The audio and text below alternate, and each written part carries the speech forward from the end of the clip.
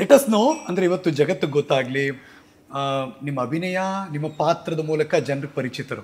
ಆದರೆ ಯಾರು ವತ್ಸಲ ಮೋಹನ್, ಎಲ್ಲಿಂದ ಬಂದವರು ವತ್ಸಲ ಮೋಹನ್, ಅವರ ಹಿನ್ನೆಲೆ ತಿಳ್ಕೊಳ್ಳೋ ಬಯಕೆ ಅಂತೂ ಇದ್ದೇ ಇರುತ್ತೆ ಎಲ್ರಿಗೂ ಕೂಡ. What's your family? ಏನು ನಿಮ್ಮ ಹಿಂದಿನ ಫ್ಯಾಮಿಲಿಯ ಕಥೆ ಹೇಳಿ ನಮ್ಗೆ.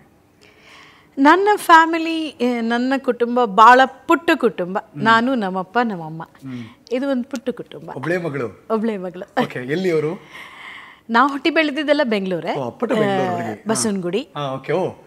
ಹಳೆ ಬೆಂಗಳೂರಿನ ಜಾಗ ಅದು. ನಮ್ಮಮ್ಮ ಹೇಳೋರು ಎನ್.ಆರ್ ಕಾಲೋನಿ ಗೌರ್ಮೆಂಟ್ ಹಾಸ್ಪಿಟ್ಲಲ್ಲಿ ಎಲ್ಲರೂ ನಮ್ಮ ಮನೆ ಮಕ್ಕಳೆಲ್ಲ ಹುಟ್ಟಿದ್ದು. ಬಟ್ ನನಗೆ ಅಲ್ಲಿ ಒಂದು ಸ್ವಲ್ಪ ಅಮ್ಮಂಗೆ ಕಷ್ಟ ಆಯಿತು ಅಂತ ವಾಣಿ ವಿಲಾಸಲ್ಲಿ ಹುಟ್ಟಿದೆ, ಫಾರ್ ಎ ಚೇಂಜ್ ಅಂತ. ಬಟ್ ಮೂಲತಃ ಅಣ್ಣ, ಐ ಮೀನ್ ನಮ್ಮ ತಂದೆ ಮೈಸೂರವರು, ಪ್ರಾಪರ್ ಮೈಸೂರವರು, ಅಗ್ರಹಾರದವರು. ಅಮ್ಮ ಸೋಸ್ಲೆ, ತಿರುಮಕೂಡು. ಅಂದ್ರೆ ಅವ್ರು ಓದಿ ಬೆಳೆದಿದ್ದೆಲ್ಲ ಅವರು ಮಂಡ್ಯ, ಸೊ ಇದು ನನ್ನ ಹಿನ್ನೆಲೆ. ಹೇಗಿತ್ತು ಚಿಕ್ಕ ವಯಸ್ಸಿನ ವತ್ಸಲ? ಹೇಗಿದ್ರು ಚಿಕ್ಕ ವಯಸ್ಸಿನ ವತ್ಸಲ ಅಂತಂದ್ರೆ ನಮ್ಮ ಮನೆಯವರೆಲ್ಲ ಕರ್ಮಠದವ್ರೆ.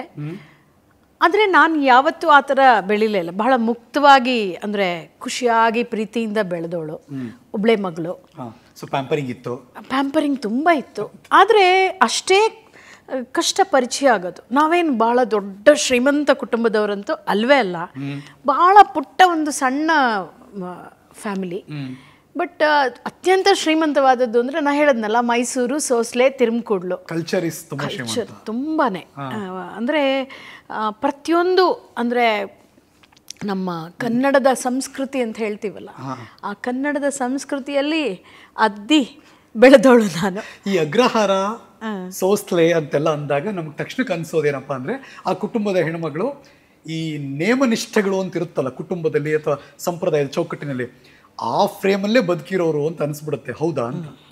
ಇಲ್ಲ, ಹಂಗೆ ಇಲ್ಲ, ಇಲ್ವೇ ಇಲ್ಲ. ಹಿಂಗೆ ಫಾಲೋ ಮಾಡಬೇಕು, ಹಿಂಗೆ ಇರುತ್ತೆ ಮನೆದೊಂದು ಚೌಕಟ್ಟು ಅಂತ, ಆ ಥರದ್ದೇ ಇಲ್ಲ. ನಾನು ಒಂದು ಸೆಕೆಂಡ್ PUC ವರ್ಗು ನಮ್ಮನೆ ಹೇಗಿತ್ತು ಅಂತ ಹೇಳಿದ್ರೆ, ತೀರಾ ಅಂದರೆ ಸಂಪ್ರದಾಯ ಕುಟುಂಬ ಆಗಿರೋದ್ರಿಂದ ನಾನು ಒಂದು ಪಕ್ಕದ ಮನೇಲಿ ನೀರು ಕುಡ್ದಿರ್ಲಿಲ್ಲ. ಅಂದರೆ ಅಷ್ಟರ ಮಟ್ಟಿಗೆ ಕರ್ಮಠದಲ್ಲಿ ಬೆಳೆದಿದ್ದು. ಅಂದರೆ ಹಾಗೆ ರೂಢಿ ಅದು. ಅದು ನಮಗೇನು ತೊಂದರೆ ಆಗ್ತಿದೆ ಅಂತ ಏನೂ ಅನ್ನಿಸ್ತಾ ಇರಲಿಲ್ಲ. ಆಮೇಲೆ ನಾವು ರಾಜಾಜಿನಗರದಲ್ಲಿ ನಮ್ಮ ಮನೆ ಇದ್ದಿದ್ದು, ಅಣ್ಣ ನಮ್ಮ ಮನೆ ಇದ್ದಿದ್ದು.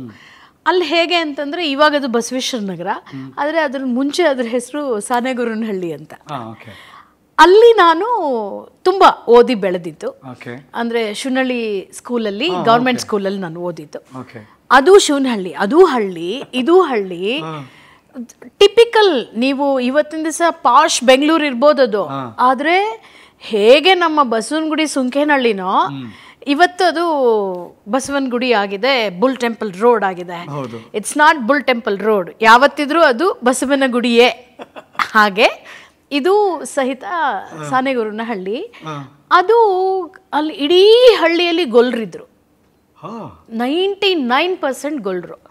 2 ಮನೆ ಬ್ರಾಹ್ಮಣರ ಮನೆ ಇತ್ತು, ಒಂದು ನಮ್ಮನೆ, ಇನ್ನೊಂದು ಅಲ್ಲಿ ವೇಣುಗೋಪಾಲ ಸ್ವಾಮಿ ದೇವಸ್ಥಾನ ಇತ್ತು. ಆ ದೇವಸ್ಥಾನದಲ್ಲಿ ಒಬ್ರು ಅರ್ಚಕರಿದ್ರು. ನಮ್ಮಿಬ್ಬರ ಮನೆ ಮಾತ್ರ ಅಲ್ಲಿ ಇದ್ದಿದ್ದು ಬ್ರಾಹ್ಮಣರ ಮನೆ. ನಾವಿದ್ದಿದ್ದು ಆ ಊರಿನ ಪಟೇಲ್ರಿದ್ರು. ಆ ಪಟೇಲ್ರಿಗೆ ಬಂದಿದ್ದಂತಹ ಭಾಗದ ಒಂದು ಮನೆಯಲ್ಲಿ ನಾವು ಬಾಡಿಗೆಗಿದ್ದಿದ್ದು. ಇಷ್ಟೇ. ಎಷ್ಟು ಚಂದ ಇತ್ತು ಅಂತ ಹೇಳಿದ್ರೆ, ಈ ನನಗೆ ಒಂದು ಫೋಕ್ಲೋರನ್ನು ನಾನು ಮೈದುಂಬ್ಕೊಳ್ಳೋದಕ್ಕೆ ಅದ್ರದ್ದು ಒಂದು ಕಾರಣ, ಒಂದು ಸೋಸ್ಲೆ, ಮಳವಳ್ಳಿ, ಮದ್ದೂರು, ಮಂಡ್ಯ, ಇಲ್ಲೆಲ್ಲ ಈ ಮಂಟೇಸ್ವಾಮಿ, ಮಲೆಮಹದೇಶ್ವರನ ಒಂದು ಬರುತ್ತೆ. ಹಾಗೆ ಇಲ್ಲೂ ಪ್ರತಿಯೊಂದು ಸಣ್ಣ ಪುಟ್ಟದೊಂದು ಆಚರಣೆ, ಹಬ್ಬ ಹರಿದಿನ ಆದ್ರೂ ಸೋಬಾನೆ ಹಾಡೋರು ಹಳ್ಳಿನಲ್ಲಿ.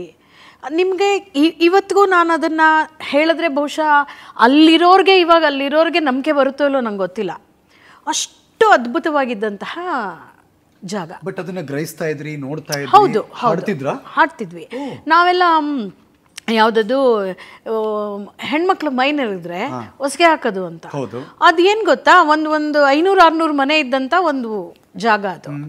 ಅದು ಒಂದಲ್ಲ ಒಂದು ಯಾರೋ ಹೆಣ್ಮಕ್ಳದ್ದು ಏನೋ ಮದುವೆ ಆಗೋದು ಅಥವಾ ಏನೋ ಒಂದು ಮೈನರಿಯವರು ನಾವೆಲ್ಲ ಹೋಗೋದು ಸ್ಕೂಲ್ ಯೂನಿಫಾರ್ಮ್ ಹಾಕೊಂಡೇ ಹೋಗ್ತಿದ್ದೆ, ನಂಗೆ ಈಗಲೂ ನೆನಪಿದೆ ಅದೆಲ್ಲ. ನಾನು ಅಂದರೆ ಹೋದರೆ ಏನಂದರೆ ಏನೋ ಒಂದು ಚರ್ಪ್ ಕೊಡ್ತಾರೆ, ಏನೋ ಒಂದು ಬಾಳೆಹಣ್ಣು ಕೊಡ್ತಾರೆ, ಏನೋ ಕೊಡ್ತಾರೆ. ಅಲ್ಲೆಲ್ಲ ಕೂತ್ಕೊಂಡು ಆ ಹಳೆ ವಯಸ್ಸಾದ ಹೆಂಗಸರುಗಳೆಲ್ಲ ಅಲ್ಲಿ ಹಾಡೋರು. ಈಗಲೂ ಇದೆ ಒಂದು ನೆನಪಿದೆ ಹರೀಶ. ಏನದು ಈ ಹೆಣ್ಮಕ್ಳನ್ನೆಲ್ಲ ಕೂಡಿಸ್ಬಿಟ್ಟು ಮುಂದೆ ಅದೆಲ್ಲ ಇಟ್ಟಿರ್ತಾರಲ್ಲ, ಉಂಡೆ, ಚಕ್ಲಿ, ಸಕ್ಕರೆ, ಇದು ಅದೆಲ್ಲ ಎಳ್ಳುಂಡೆ ಅದೆಲ್ಲ ಇಟ್ಟಿರ್ತಾರಲ್ಲ. ಎಳ್ಳುಂಡೆ, ಎಳ್ಳುಂಡೆ ಕೊಡ್ತಾರೆ ಅನ್ನೋದು ಆಸೆ. ಏನ್ ಮಾಡೋರು ಅಂದ್ರೆ ಎಲ್ಲ ಆದ್ಮೇಲೆ ಅದು ಪುಡಿ ಮಾಡ್ಬಿಟ್ಟು ನಮ್ಗೆಲ್ಲ ಎಳ್ಳುಂಡೆ ಕೊಡೋರು.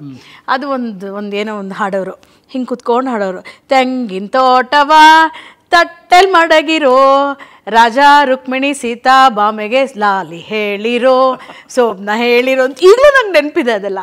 ಆದರೆ ಅದು ನಂಗೇನು ಅದು ಗೊತ್ತಾಗ್ತಿರ್ಲಿಲ್ಲ. ಅದೇ ರೀತಿ ನಮ್ಮ ಅಜ್ಜಿ ಮನೆಗೆ ಬಂದರೆ ನಮ್ಮ ಅಜ್ಜಿ ದೇವ್ರ ಪೂಜೆ ಮಾಡ್ಬೇಕಾದ್ರೆ ಅವ್ರು ಹೇಳೋಳು, ಭಾಗ್ಯದ ಲಕ್ಷ್ಮೀ ಬಾರಮ್ಮ, ಏಳು ನಾರಾಯಣ, ಏಳು ಲಕ್ಷ್ಮೀ ರಮಣ. ಬೆಳಗ್ಗೆ ಎದ್ದರೆ ನಾವೆಲ್ಲ ಅಜ್ಜಿ 4:15ಗೆಲ್ಲ ಎದ್ಬಿಟ್ಟಿರೋಳು. ಅವಳು ಮನೆಯಲ್ಲಿ ದೇವ್ರ ಪೂಜೆ ಮಾಡಬೇಕು ಅಂತಂದರೆ ಅವಳದ್ದು ಈ ಥರ ಸಂಪ್ರದಾಯದ ಹಾಡುಗಳು. ಇಲ್ಲಿ ಬಂದರೆ ನನಗೆ ಈ ಒಂದು ಸೋಬಾನೆ ಹಾಡುಗಳು. ಸೊ ಇದೇ ವಾತಾವರಣ, ಅಪ್ಪಟ ಕನ್ನಡದ ವಾತಾವರಣದಲ್ಲಿ ನಾನು ಬೆಳೆದೆ. ಅರಿವಿದ್ದೋ ಅರಿವಿಲ್ಲದೇನೋ ಬೆಳೆಯುವ ಹಂತದಲ್ಲಿ ನಿಮ್ಮ ಕಿವಿಗೆ ಬೀಳ್ತಾ ಇತ್ತು, ನಿಮ್ಮ ಕಣ್ಣು ಕಾಣಿಸ್ತಿರ್ತೀವಲ್ಲ. ಹೌದು. ಬಟ್ ಅವಾಗ ಏನು ಕ್ಲಾರಿಟಿ ಇರಲಿಲ್ಲ. ಓಕೆ, ಏನೂ ಕ್ಲಾರಿಟಿ ಇರಲಿಲ್ಲ. ಬಟ್ ಅವಾಗ ಏನು ಆಸೆ ಇತ್ತು, ಏನಾಗಬೇಕು ಅಂತ ಆಸೆ ಇತ್ತು ಅವಾಗೆಲ್ಲ? ಏನು ಇನ್ಫ್ಲೂಯೆನ್ಸ್ ಆಗ್ತಿದ್ರಿ? ಇನ್ಫ್ಲೂಯೆನ್ಸ್ ಅಂದರೆ ನಂಗೆ ಮೊದಲಿಂದ ಬಹುಶಃ ನಂಗೆ ಗೊತ್ತಿಲ್ಲ. ನಮ್ಮ ಮನೆಯವ್ರುಗಳು ತಂದೆ ತಾಯಿ ನಮ್ಮ ಮೈಸೂರಲ್ಲಿ, ನನ್ನ ತಾತ ಶಾಮರಾವ್ ಅಂತ ವರದಾಚಾರ್ ಕಂಪ್ನಿನಲ್ಲಿದ್ದವರು. BS ರಾಜೇಂಗಾರ್ ಅಂತ ಕೇಳಿರ್ಬೋದು.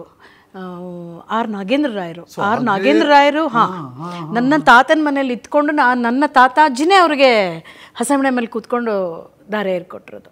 ಸೊ ಅಲ್ಲೂ ಒಂದು ಸಾಂಸ್ಕೃತಿಕವಾದಂತಹ ವಾತಾವರಣ ಒಳ್ಳೆ. ನಮ್ಮ ಅಪ್ಪಂಗಂತೂ ಹಿಂದೂಸ್ತಾನಿ ಮತ್ತು ಕರ್ನಾಟಕ ಎರಡರಲ್ಲೂ ಹಿಡ್ತಾ ಇತ್ತು. ಅಂದರೆ ಅವ್ರೇನು ಕಚೇರಿ ಮಾಡ್ತಿರ್ಲಿಲ್ಲ, ಹಾಡ್ತಿರ್ಲಿಲ್ಲ, ಬಟ್ ನಮ್ಮ ತಾತ ಹಾಡೋರು ಅಂತೆ. ಅದಕ್ಕೆಂದರೆ ನಾನು ನೋಡಿಲ್ಲ.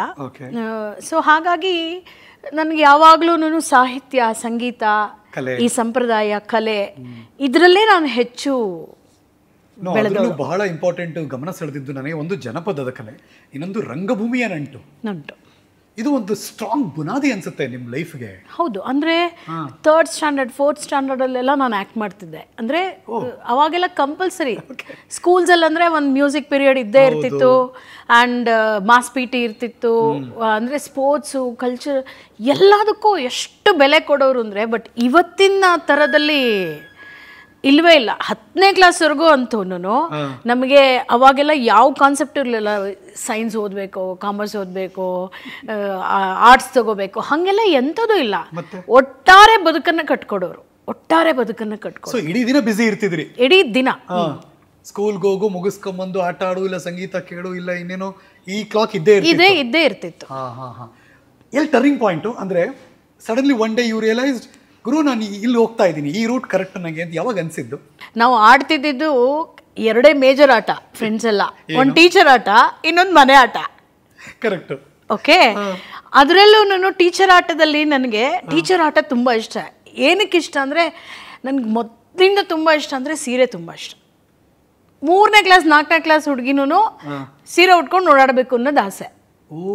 ಏನಂತ ನನ್ಗದು ಗೊತ್ತಿಲ್ಲ, ಈಗ್ಲೂ ಅದು ನಂಗೆ ನೆನಪಾಗತ್ತೆ. ಇವತ್ತು ಯಾರು ಇಲ್ಲ ಅಮ್ಮ ಎಲ್ಲ ಸೀರೆ ಉಡಿಸ್ತಿರ್ಲಿಲ್ಲ, ನಾವೇ ಫ್ರೆಂಡ್ಸು ಜೊತೆಲಿರೋರೆಲ್ಲ ನಾವುಗಳೇ, ಅಷ್ಟೇ.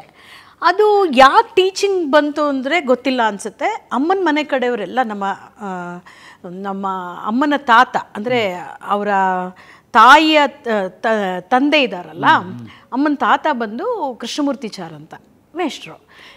ಈ ಕಡೆ ಎಲ್ಲಾನು ಅಬ್ಬೂರು, ಈ ಕಡೆ ಈ ಮಂಡ್ಯದ ಸುತ್ತಮುತ್ತಲು, ಮೈಸೂರಿನ ಸುತ್ತಮುತ್ತಲು, ಇಲ್ಲೆಲ್ಲ ಏನಂತಂದರೆ ಇವತ್ತಿಗೂ ಹೇಳ್ತಾರೆ ಬಡ ಬ್ರಾಹ್ಮಣ ಮೇಷ್ಟ್ರು ಅಂತಲೇ ಹೇಳೋದು. ನಮ್ಮ ಮನೆಯವ್ರುಗಳೆಲ್ಲರೂ ಒಬ್ಬರು ಟೀಚರ್ಸೇ. ಅಮ್ಮನ ಮನೆ ಕಡೆ, ಅಣ್ಣನ ಮನೆ ಕಡೆ ಅದು ನಂಗೆ ಗೊತ್ತಿದ್ದಿದ್ದು ತಾತನೇ. ಯಾಕಂದರೆ ಅಣ್ಣನೂ ಒಬ್ಬನೇ ಮಗ, ಬಟ್ ನನ್ನ ಅತ್ತೇರು 3 ಜನ ಇದ್ದರು, ಅಣ್ಣ ಒಬ್ಬನೇ ಮಗ. ಸೊ ಹಾಗಾಗಿ ಕಲೆ ಬಂದಿರೋದು 200% ಅಣ್ಣನ ಮನೆಯಿಂದ. ಕಲೆ ನಿಮ್ಗೆ ಅಂಟಿದ್ದು ಆಶ್ಚರ್ಯ ಅಲ್ಲ, ಟೀಚಿಂಗ್ ಪ್ರೊಫೆಷನ್ ಬಂದಿದ್ದು ಆಶ್ಚರ್ಯ ಅಲ್ಲ. ನಮ್ಮನೆ ವಾತಾವರಣನೇ ಹೀಗೆ, ಕನ್ನಡ ಶುದ್ಧವಾಗಿ ಮಾತಾಡಬೇಕು, ಬೇರೆ ಭಾಷೆ ಬೆರೀತಾನೆ ಇರಲಿಲ್ಲ. ಶುದ್ಧ ಕನ್ನಡ. ಅಲ್ಪಪ್ರಾಣ ಮಹಾಪ್ರಾಣ ಎಲ್ಲವನ್ನೂ ಮನೆಯಲ್ಲೇ ತಿದ್ದವರು. ಏನು ಶುದ್ಧ ಕನ್ನಡ ಅಂದರೆ ಏನು? ಶುದ್ಧ ಕನ್ನಡ ಅಂದರೆ ನಾನು ಸ್ಲ್ಯಾಂಗ್ ಇದೆಯಲ್ಲ ಅದು ಶುದ್ಧ ಕನ್ನಡವೇ. ಅಂದ್ರೆ ವ್ಯಾಕರಣಬದ್ಧವಾಗಿ ಮಾತನಾಡುವುದು. ವ್ಯಾಕರಣ ಅಂದ್ರೆ ಇವಾಗ ನಾವುಗಳು ಅಲ್ಪಪ್ರಾಣ ಮಹಾಪ್ರಾಣಗಳನ್ನ ಮಾತಾಡ್ತೀವಿ. ಹೌದು. ಒಬ್ಬ ಟೀಚರ್ ಆಗಿ, ಒಬ್ಬ ಈ ತರ ಮನೆಯಲ್ಲಿ ಬೆಳೆದಿರೋರಾಗಿ ಅಲ್ಪಪ್ರಾಣ ಮಹಾಪ್ರಾಣ ಶುದ್ಧವಾಗಿ ಮಾತಾಡ್ತೀವಿ. ಅಥವಾ ನೀವು ಈ ಕಡೆ ಹಳ್ಳಿ ಭಾಗದಲ್ಲಿ ಹೋದ್ವಿ ಅಂತ ಹೇಳಿದ್ರೆ ಶುದ್ಧ ಕನ್ನಡ ಅಂತಂದ್ರೆ ಅವ್ರು ಏನ್ ಮಾತಾಡ್ತಾರೋ, ಯಾವ ಸ್ಲ್ಯಾಂಗ್ ಬಳಸ್ತಾರೋ ಅದೇ ಶುದ್ಧವಾದಂತ ಕನ್ನಡ. ಮುಂಬೈ ಕರ್ನಾಟಕ ಒಂದು ಅಂದ್ರೆ ಕಿತ್ತೂರು ಭಾಗದ ಕರ್ನಾಟಕ ಒಂದು, ಹೈದರಾಬಾದ್ ಕರ್ನಾಟಕದಲ್ಲಿ ಒಂದು ಮಿಕ್ಸ್ ಆಗ್ತಿರುತ್ತೆ, ಬಯಲುಸೀಮೆಗೆ ಬಂದ್ರೆ ಒಂದು ಮಿಕ್ಸ್ ಆಗ್ತಿರುತ್ತೆ. ಸೊ ಪ್ರತಿ ಒಂದಷ್ಟು ಕಿಲೋಮೀಟರ್ ದೂರಕ್ಕೆ ಹೋದ್ರೆ ಕನ್ನಡ ಬದಲಾಗ್ತಾ ಇದೆ. ಅಂದ್ರೆ ಉತ್ತರ ಕರ್ನಾಟಕದ ಕಡೆ ಬೇರೆ ಅಂದ್ರೆ ಇತರ ಭಾಷೆಗಳು ಬೆರೆಯುತ್ತೆ. ಈ ಕಡೆ ದಕ್ಷಿಣ ಕರ್ನಾಟಕದ ಭಾಗಕ್ಕೆ ಬಂದ್ರೆ ಇದು ದ್ರಾವಿಡ, ಮೂಲ ದ್ರಾವಿಡಗಳು ಅಂದ್ರೆ ತೆಲುಗು ಇರ್ಬೋದು, ಅದು ತಮಿಳ್ ಇರ್ಬೋದು, ಕನ್ನಡ ಇರ್ಬೋದು, ಅವೆಲ್ಲ ಒಂದೇ ಇದಕ್ಕೆ ಕುಟುಂಬಕ್ಕೆ ಸೇರಿದೋ ಅಂಥದ್ದು. ಸೊ ಹಂಗಾದಾಗ ಶುದ್ಧ ಕನ್ನಡ ಅಲ್ಲಿ ಮಾತಾಡ್ತಿಲ್ಲ ಅನ್ನೋದಕ್ಕಾಗಲ್ಲ. ಸ್ಲ್ಯಾಂಗ್ ಬೇರೆ ಬೇರೆ ಆಗುತ್ತೆ. ಇವಾಗ ನೀವು ಚಾಮರಾಜನಗರದವ್ರು, ನೀವು ಆ ಕಡೆ ಒಂಥರ ಹೇಳೋದು ಯಾಕಾ ಬಾರಾ ಕುತ್ಕೊಳ ಅಂತ ಹಿಂಗಂತಾರೆ. ಆಮೇಲೆ ಈ ಮದ್ದೂರು ಮಳವಳ್ಳಿ ಕಡೆ ಬನ್ನಿ ನೀವು, ನೀನ್ ಕಡಿ ನೀನು ಅಂತಾರೆ. ಕಡಿ ಅಂದ್ರೆ ಎದೋಗು ನೀನು ಅಂತ ಅರ್ಥ. ಅಲ್ಲಿಂದ ಹಾ ಅಂದ್ರೆ ಇದು ಯಾವುದೂ ಅಶುದ್ಧ ಕನ್ನಡ ಅಲ್ಲ, ತಪ್ಪು ಕನ್ನಡ ಅಲ್ಲ. ಅದು ಅಲ್ಲಿಯ ಸ್ಲ್ಯಾಂಗ್ಗಳು ಅದು ಹಂಗೆ ಇರಬೇಕು, ಆ ಕನ್ನಡ ಹಾಗೆ ಇರಬೇಕು. ಹಾಗಾಗಿ ಇದನ್ನ ನಾವೇ ಅಂದ್ರೆ ಒಂದು ವಯಸ್ಸಿಗೆ ಬಂದಾಗ, ಒಂದು ಹಂತಕ್ಕೆ ಬಂದಾಗ ನಮಗೆ ಅದು ಅರ್ಥ ಆಗಬೇಕು. ಇವಾಗ ಎಕ್ಸಾಂಪಲ್, ಇವಾಗ ಏನಾದರೂ ನೀವು ಟಿ ವಿನಲ್ಲಿ ಮಾತಾಡ್ತಿರ್ಬೇಕಾದ್ರೆ, ಇವಾಗ ಸೀರಿಯಲಲ್ಲೋ ಯಾವುದಲ್ಲೋ ಡೈಲಾಗ್ ಹೇಳಬೇಕಾದ್ರೆ ಹಕಾರ ಶಕಾರ ಬರಲಿಲ್ಲ ಅಂದರೆ ಅದು ಸರಿಯಲ್ಲ, ಅದನ್ನು ತಿದ್ಕೋಬೇಕು. ಳ ಇವಾಗ ಪಾಠ ಮಾಡ್ತಿರ್ಬೇಕಾದ್ರೆ ಹೇಳ್ತೀವಿ ರಳಕುಳ ಕ್ಷಳ ಅಂತ, ಇದ್ರಲ್ಲಿ ಬರುತ್ತೆ. ಇವಾಗ ಹಳಗನ್ನಡದಲ್ಲಿ ರಾ ಬರ್ತಿತ್ತು, ಳ ಬರ್ತಿತ್ತು.